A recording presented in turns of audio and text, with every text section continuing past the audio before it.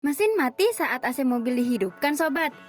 Pengen dingin, mobil kok malah mogok sih? Kalau sekarang mobil lemot saat AC dinyalakan, hati-hati ya sobat. Bisa-bisa besok saat menyalakan AC mobil, mesin jadi mati total. Ini adalah salah satu akibat kalau sobat jarang merawat mobil.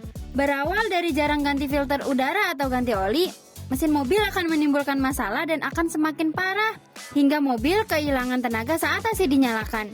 Makanya sobat, rutin merawat mesin dan AC mobil kamu di dokter mobil.